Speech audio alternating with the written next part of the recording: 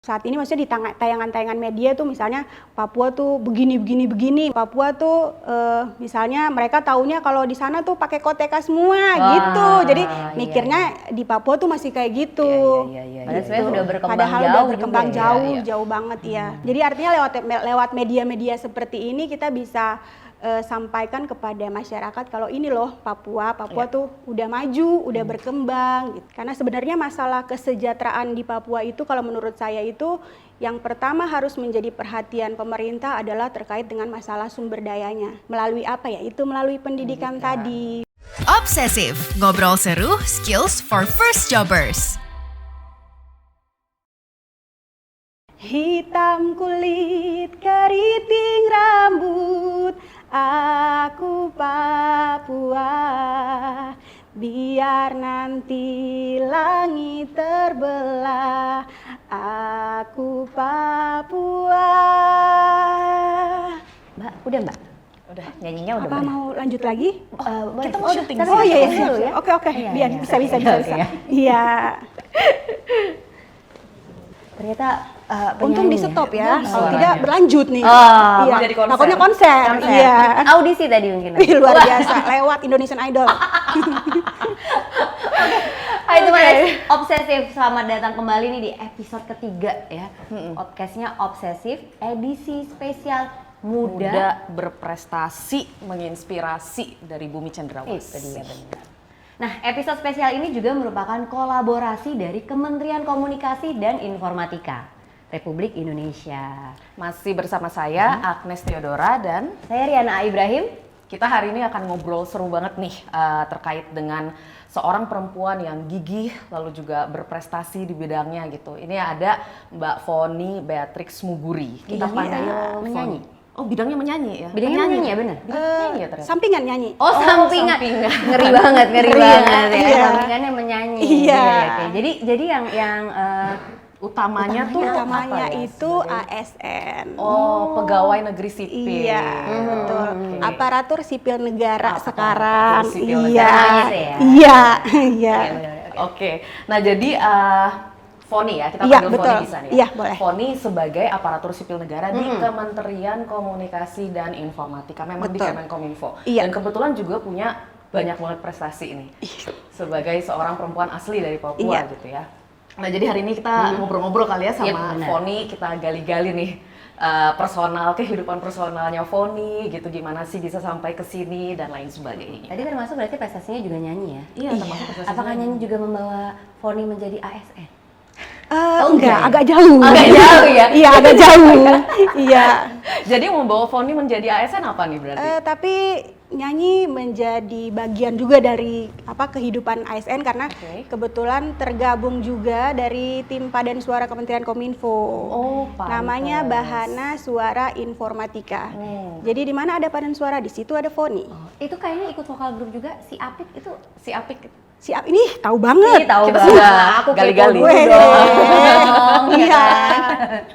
Bener ya? Betul. Jadi si Apik itu kayak grup vokal grup kecil di satuan kerja masing-masing di lingkungan Kominfo, tapi untuk tim padan suaranya kementerian itu namanya Bahana Suara Informatika. Yang sudah melalang buana di mana-mana, banyak prestasi juga, banyak menjuarai ajang-ajang paduan suara antar kementerian, lembaga, gitu. Oke. Nah, selain tadi pekerjaan utama sebagai penyanyi, sampingan sebagai penyanyi. sampingan. Nah, ini kita gali-gali tentang Foni sebagai seorang ASN gitu. Sebenarnya apa sih yang melatar belakangi Foni waktu itu ingin menjadi ASN gitu? ASN itu cita-cita saya malah. Oh, memang itu Oh, cita-cita gitu. Iya, dari memang kecil? cita-cita waktu kecil. Oh, oke. Jadi Gimana tuh? dulu itu seneng banget lihat orang pakai seragam. Dulu ASN. PNS ya, bilangnya PNS Iya, ya iya, dulu. iya. Seragam PNS. Jadi kalau di daerah itu kan seragamnya yang coklat ya. Coklat-coklat. Yang seragam Ah. coklat. Jadi kalau ngelihat PNS itu kayak bangga banget gitu. Pokoknya harus pakai seragam itu. Tahu-tahu kesampaian jadi PNS tapi seragamnya nggak coklat. Ganti Kominfo biru. kan biru. Iya, biru bener. Biru. Tetap Iya. seragam sih ya. Iya, biru. tetap seragam. Beda. Tetap PNS. Iya, tapi itu PNS. Iya. Nah, tapi itu akhirnya jadi PNS, tapi kan kuliahnya hukum. Iya. Nah, waktu itu kepikirannya gimana sih? Dari gue ambil kuliah hukum deh, aku kuliah hukum deh, tapi terus PNS itu gimana tuh nyambungnya?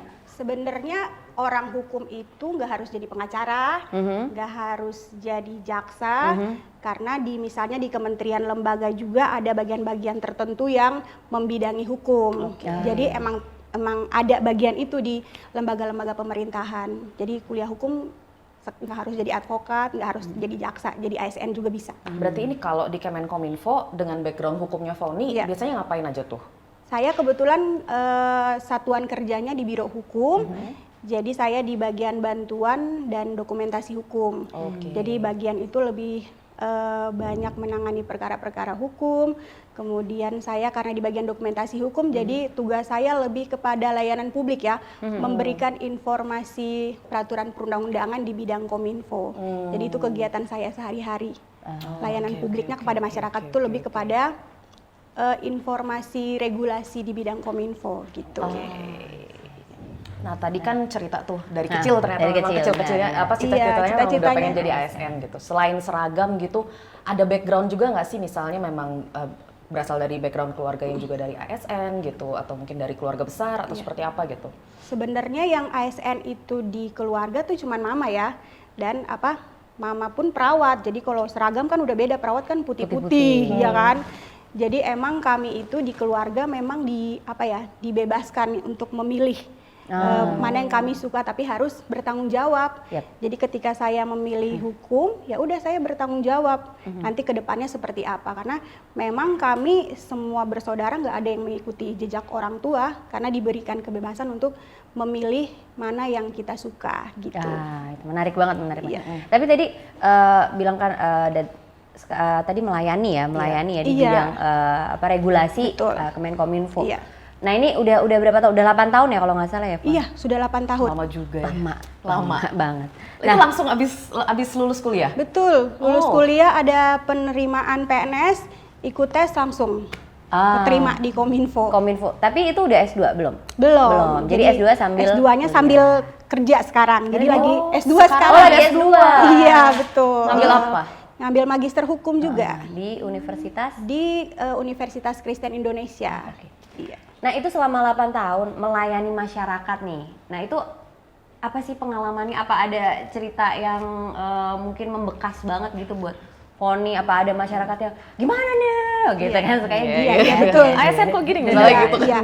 Jadi sebenarnya dalam tugas itu lebih kepada masyarakat mungkin melihat karena kita orang Kominfo, komunikasi dan informatika, jadi banyak berpandangan bahwa harus bisa IT nih pasti nih anak-anak Kominfo nih, padahal kan enggak juga. Jadi kadang dalam tugas pelayanan pemberian informasi produk hukum itu malah banyak, karena kita ada satu layanan juga, layanan konsultasi hukum. Jadi kadang masyarakat juga berpikir bahwa oh iya pasti udah ngerti banget nih soal teknologi. Jadi malah banyak pertanyaan-pertanyaan yang menanyakan, aduh HP saya hilang, gimana nih cara carinya? Jadi ke situ. Polisi Pak. Iya, salah alamat. Jadi suka salah alamat pertanyaan-pertanyaan karena ya itu masyarakat kan taunya kita orang Kominfo, nggak mau tahu kita di bagian apa, kerjanya, tugas sehari-harinya apa. Pokoknya yang penting orang Kominfo tuh pasti tahu, pokoknya bisa IT gitulah pokoknya. Terus biasanya kalau gitu gimana tuh Foni menyikapinya gitu? Ya sebenarnya sih banyak pertanyaan-pertanyaan yang nggak berhubungan sama tugas kita sehari-hari ya. Jadi kadang misalnya ada pertanyaan-pertanyaan seperti itu ya kita arahkan kalau kehilangan atau apa pengaduannya misalnya ke kantor polisi dan lain sebagainya. Jadi kita tetap melayani dengan menginformasikan seperti apa nih kalau aduan-aduan mereka kita arahkan harus ke sini.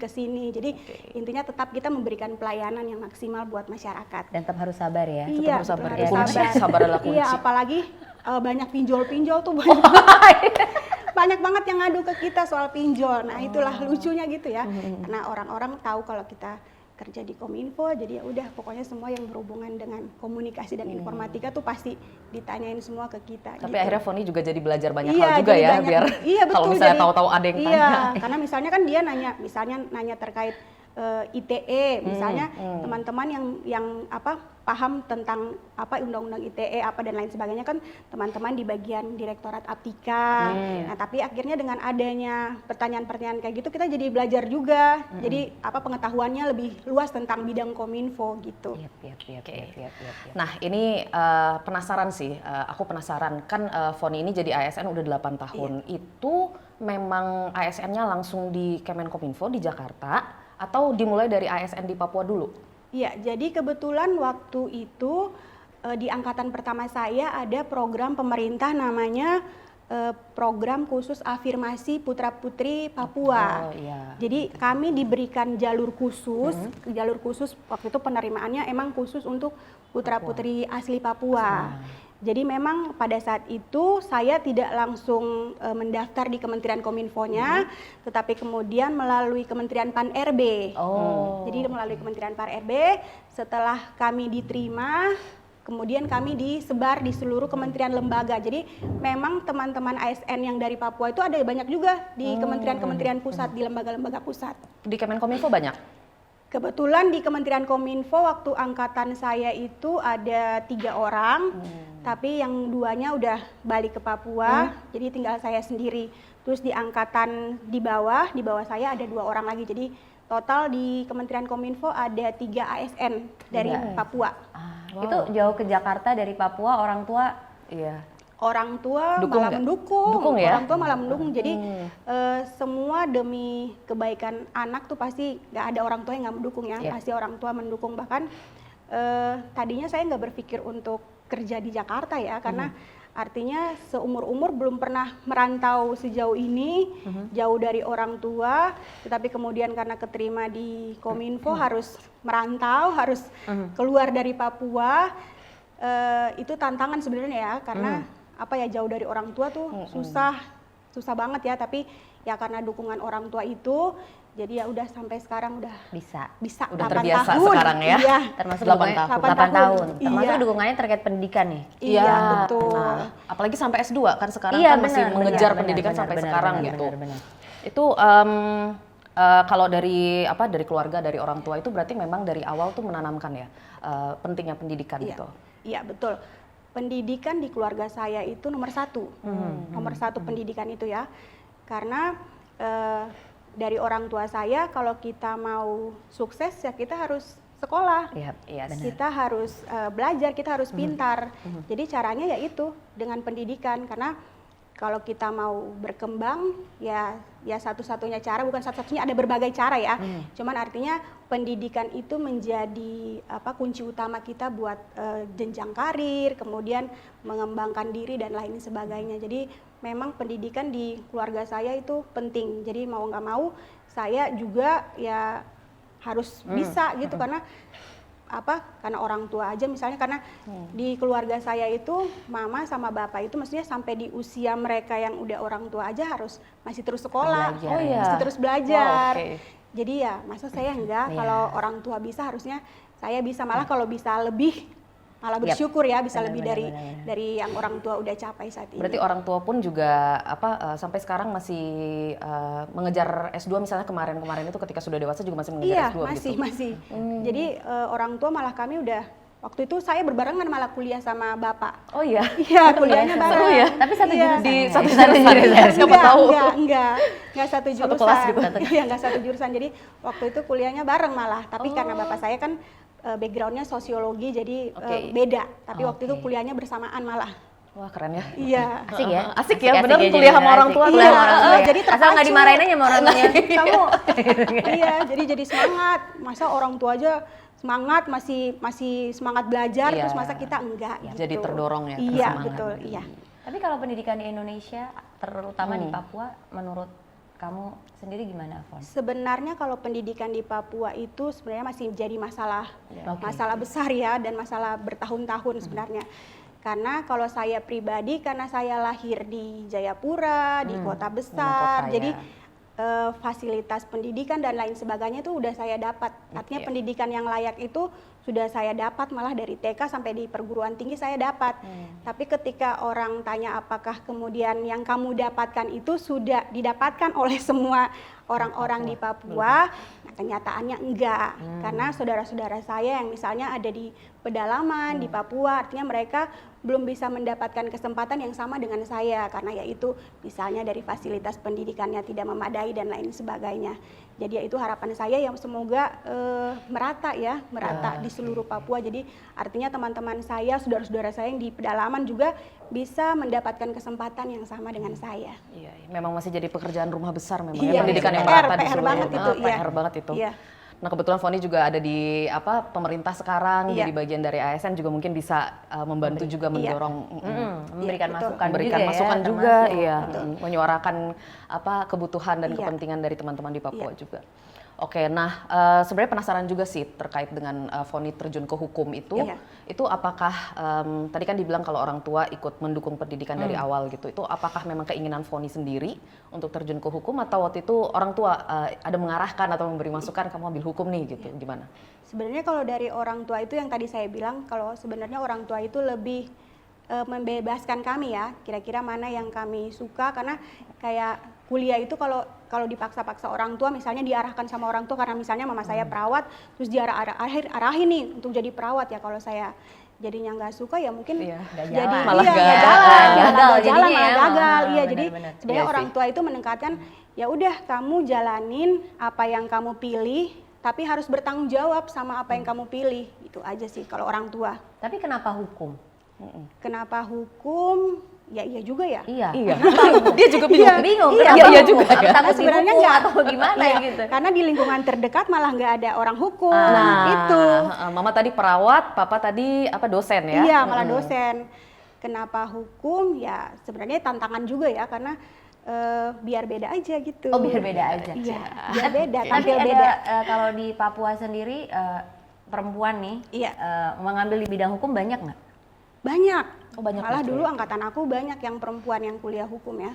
Banyak. Cuman ya itu karena misalnya di Papua nggak banyak pilihan ya. Kalau rata-rata di sana itu kalau nggak PNS ya kerja di bank. Jadi pilihannya nggak banyak kalau di lapangan pekerjaannya di sana ya. Jadi itu. Tapi ya bersyukur juga, maksudnya ketika saya ambil hukum menjadi seorang ASN, terus ditempatkan di tempat yang pas. Iya, Sesuai jadi ya biro hukum. sesuai Sesuai sesuai biro background pendidikannya, iya di biro. Tapi akhirnya memang banyak yang merantau dari teman-teman di Papua yang sudah mengambil pendidikan sampai S1 sampai S2. Iya, jadi sebenarnya angkatan aku itu ada 100 orang. Di Jakarta? Di Jakarta, iya. Angkatan aku angkatan pertama waktu kebijakan pemerintah Afirmasi. Yang afirmasi afirmasi itu, tadi. iya. Terus setelah aku masih ada lagi, jadi angkatan-angkatan selanjutnya sampai sekarang masih ada kebijakan itu kan yang afirmasi itu. Iya. Jadi harusnya banyak di Papua ASN-ASN-nya. Oke. Nah, tadi kita ngomongin perempuan nih ya, perempuan Papua. Tadi juga pasti banyak teman-teman perempuan yang dari Papua, yang juga dari 100 orang itu pasti juga banyak. Nah, buat kamu sendiri tuh perempuan di Papua tuh gimana sih? Kemudian apa ya yang membuat perempuan di Papua tuh harus maju nih? Gitu. Apakah ada perlakuan berbeda juga selama bekerja di kantor? Ya kita kan biasa kan tahu ya kalau masalah gender di kantor Ya, itu benar, kan pasti benar, ada benar. ketimpangan relasi kuasa dan itu dirasakan juga nggak kira-kira? Selama menjadi ASN, apalagi orang Papua, perempuan, sebenarnya selama menjadi PNS malah nggak ada tantangan atau misalnya di lingkungan kerja atau ada diskriminasi atau lain dan sebagainya, malah bersyukurnya di lingkungan kerja malah nggak ada sama sekali. Oke. Jadi Yang bersyukurnya itu malah di luar lingkungan kerja. Oh, gitu? Iya, malah di lingkungan kerja. Jadi ada cerita lucu waktu itu saya beli makan lah istilahnya, beli makan di warung, terus lucunya penjualnya nanya, oh orang-orang Papua tuh udah bisa makan nasi ya, gitu. Cuma Lah emang makan apa Bu? Gitu ya?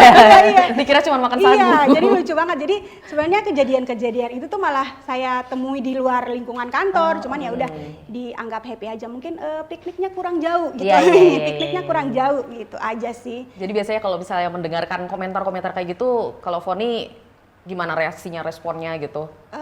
Responnya ya udah biasa aja gitu. Mungkin karena mereka belum tahu Papua itu seperti apa. Karena saat ini maksudnya di tayangan-tayangan media tuh misalnya Papua tuh begini misalnya, atau Papua tuh misalnya mereka taunya kalau di sana tuh pakai koteka semua gitu, jadi mikirnya di Papua tuh masih kayak gitu.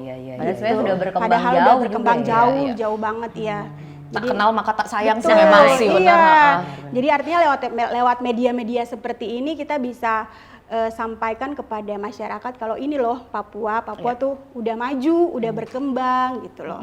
Tapi untuk pemerataan hak-hak perempuan di Papua juga sudah lebih baik kah? Iya, sudah baik.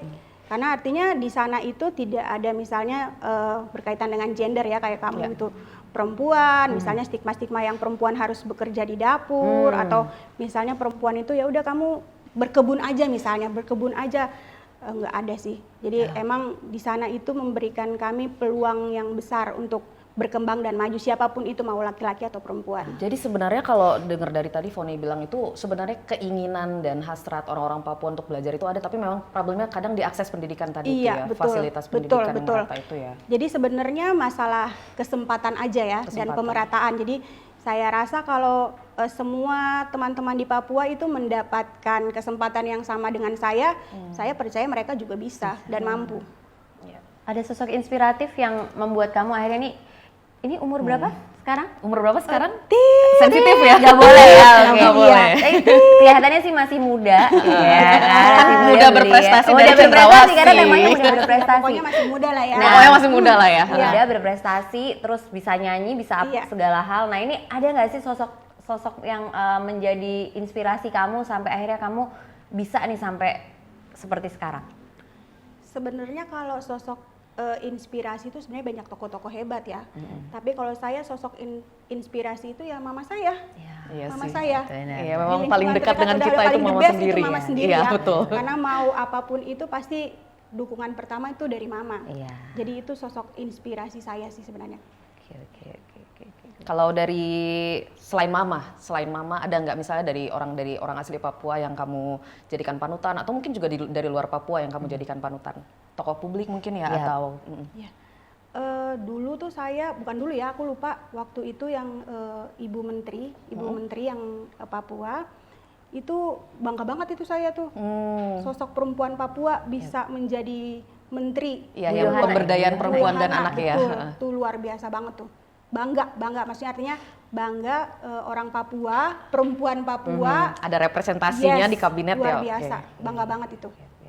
Tapi anggota dewan juga banyak ya? Banyak sih, sebenarnya udah banyak yang terjun ke politik, ke bidang-bidang. Oke. Tadi dia suka nyanyi. Iya. Jangan nyanyi lagi dong. Nggak apa-apa loh, boleh loh. Kalau silahkan kasih ruangnya. Satu album. Pengen bikin album juga. Agak jauh. Album foto. Album foto maksudnya. Iya. Tapi ada hobi lain nggak selain apa tadi? Selain bernyanyi. Selain bernyanyi gitu.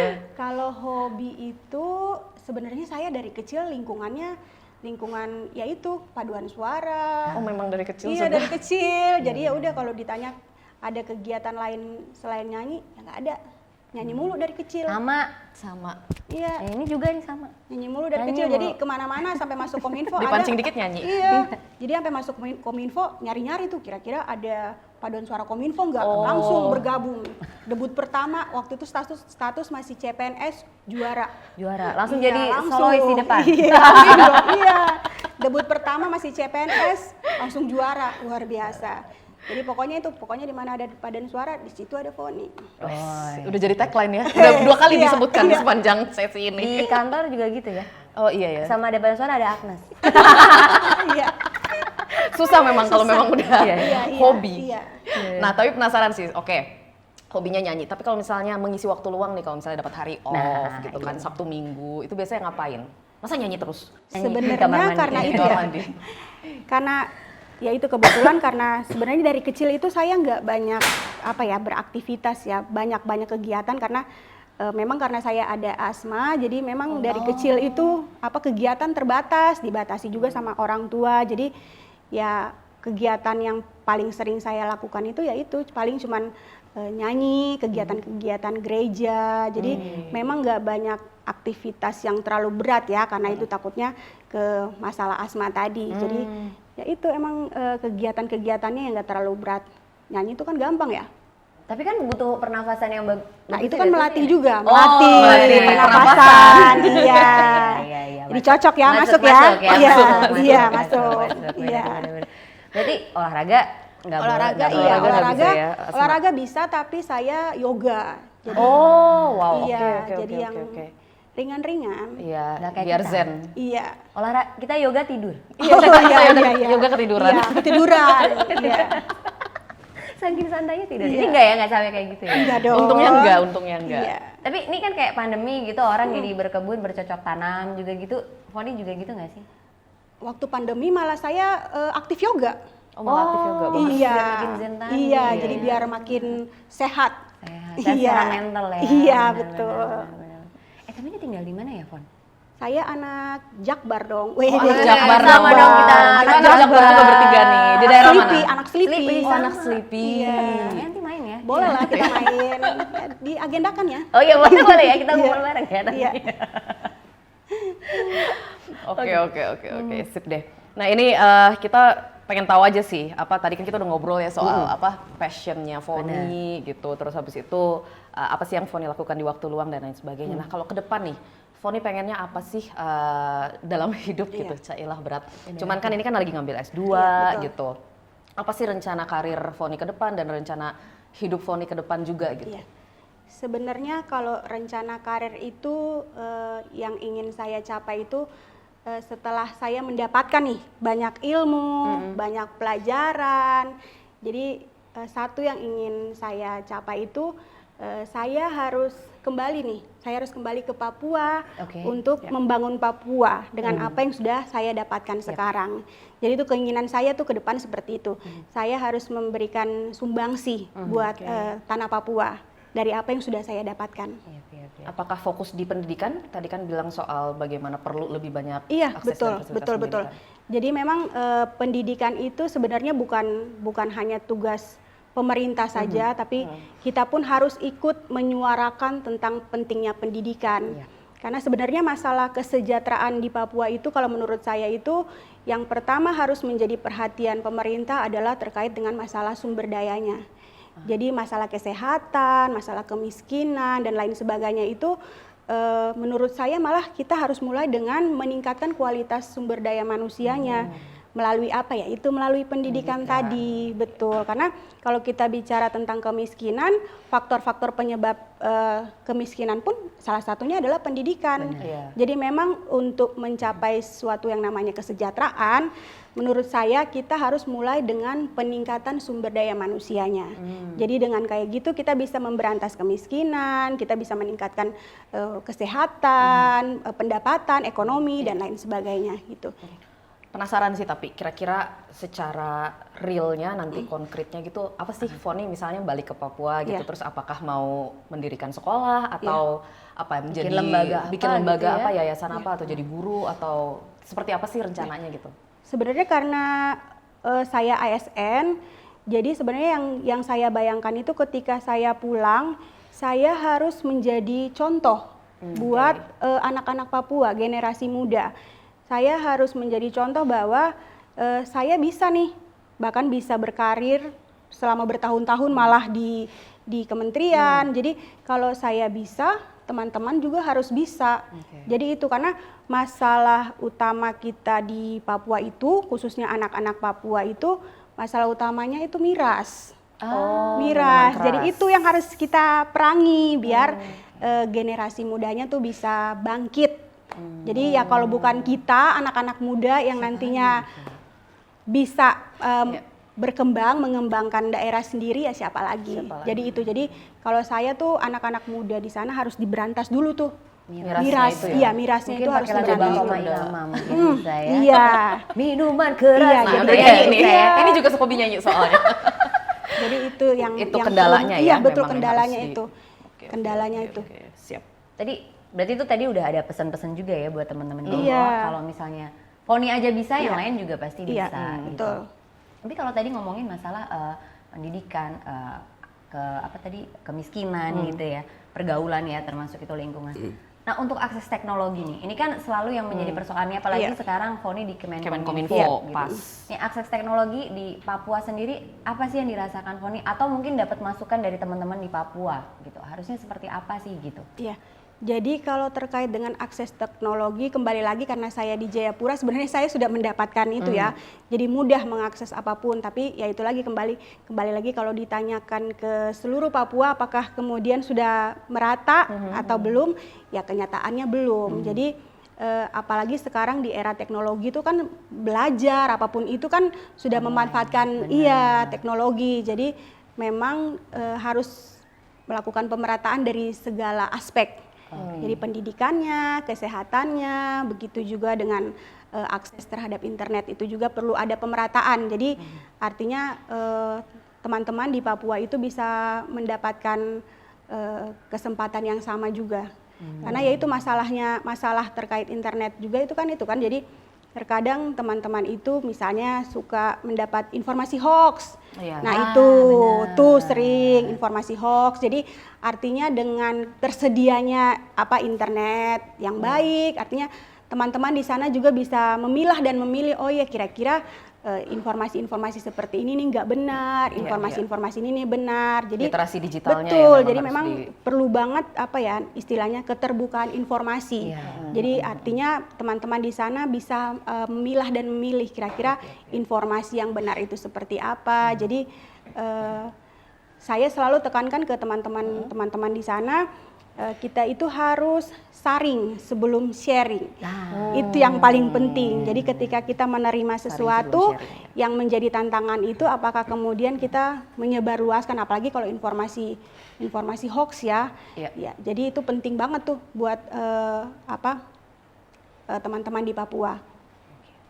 Itu tadi tapi dari sisi literasi digitalnya Iya, ya. Kalau betul. terkait infrastruktur telekomunikasi dan komunikasinya sendiri, apakah memang sudah mendorong gitu supaya tidak ada digital divide antara daerah-daerah di Papua dengan di Jawa dan non Jawa, itu kan masih jadi problem besar betul. di negara ini juga gitu Iya. ya. Jadi saat ini memang Kementerian Kominfo ya karena membidangi bidang itu ya, teknologi dan informatika, memang saat ini Kementerian Kominfo juga lagi melakukan percepatan infrastruktur TIK, jadi biar merata di seluruh Papua. Jadi itu misalnya sedang dibangun jaringan internet dan lain sebagainya, difokuskan ke daerah-daerah pedalaman gitu ya. Jadi biar infrastrukturnya tuh infrastruktur TIK-nya ya, jadi merata di seluruh Papua juga gitu. Tapi kamu dapat penghargaan website JDIH terbaik. Berarti kamu bikin website, kamu juga ahli teknologi informasi. Iya, jadi tantangannya itu di Biro Hukum tapi dituntut untuk paham tentang IT karena jadi pengelola website gitu. Jadi mau nggak mau harus belajar juga karena itu tugas sehari-hari kan berhubungan dengan website, pemberian layanan informasi karena itu pelayanan kami itu berbasis website. Jadi mau nggak mau selain paham tentang hukum harus paham juga tentang IT gitu. Itu berarti ngambil training.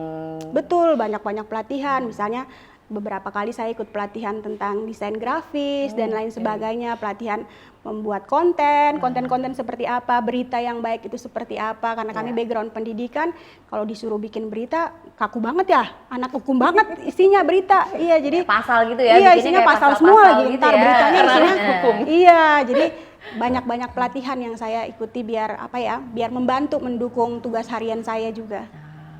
Nah itu kan jadi penting juga kalau misalnya ada anak-anak Papua yang pengen kayak Foni juga tapi masih ada di Papua tapi akses teknologinya belum merata kan jadi sayang bakat dan minat yang mereka miliki itu gitu. Seru banget sih ya memang obrolan barusan ya. Benar. Dan itu juga membuktikan bahwa sebenarnya anak-anak Papua itu sebenarnya bisa dan punya kesempatan yang luas ya dibuka oleh pemerintah juga ya buat untuk tetap berkarya untuk bangsa Indonesia gitu. Cuman memang tadi masih ada lah pekerjaan rumah yang hopefully juga dengan adanya anak asli Papua di di pemerintah gitu juga bisa ikut mendorong supaya semakin terbuka ya tadi akses pendidikan lalu juga mengurangi digital divide ya supaya lebih bisa terpapar dengan teknologi informasi dan komunikasi tadi. Tadi yang terpenting sih dari Foni tadi bahwa pendidikan itu penting ya. Jadi buat anak-anak Papua nih juga kalau bisa ayo kita belajar, jangan cuman miras doang tadi ya, Betul, bener kan iya. kata dia gitu. Itu penting banget. Iya, penting banget. Karena itu juga menjadi kunci untuk mengatasi kemiskinan Iya, ya sebenarnya ya. Memperkecil gap ya, gap kemiskinan itu dari pendidikan. Ya, itu tadi. Udah ya? Iya. Masih mau nyanyi Apa lagi? mau kita lanjut lagi? Ini semoga kayak semoga teman obsesif juga bisa mengambil pelajaran ya dari pengalaman-pengalaman Foni, dan bisa juga jadi apa? ASN juga, iya, dan membawa perubahan ya. Yap. Hopefully. Iya. Tapi mungkin ini terakhir tadi kan sudah ada pesannya, tapi mungkin lebih di highlight lagi Foni, mungkin buat teman-teman di Papua, langsung dari Foni nih. Iya. Pesan untuk teman-teman di Papua.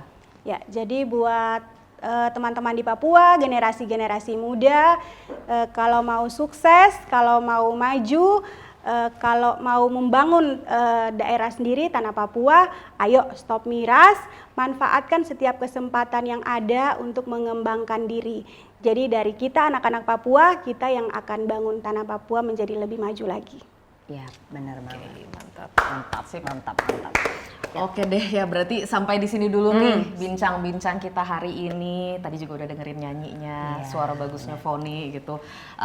Sampai sini sih kita edisi untuk special podcast obsesif kali ini. Cuman jangan lupa tentunya untuk mendengarkan lagi episode-episode dari podcast obsesif lain di Spotify, dan ini juga bisa selain di Spotify juga bisa disaksikan di YouTube-nya Kompas TV ya. Oh, jadi ada juga ya nanti di Ada YouTube juga, Kompas TV. ada versi audio, ada versi visualnya juga nih. Gitu. Sangat. Kalau gitu, terima kasih Foni sudah mau berbincang-bincang dengan Terima kita kasih, juga. Foni. Ya, jangan kapok. Ya, nanti Iya. kapan-kapan datang lagi ke Obsesif sebagai bintang tamu lagi khusus menyanyi. Amin. Khusus kita bikinin Obsesif khusus Foni menyanyi selama Edisi 1 jam. spesial. Ya, edisi spesial. Iya. Kalau gitu Oke saya Riana Ibrahim Saya Agnes Theodora. pamit undur diri dulu. Sampai jumpa teman Obsesif. Sampai jumpa.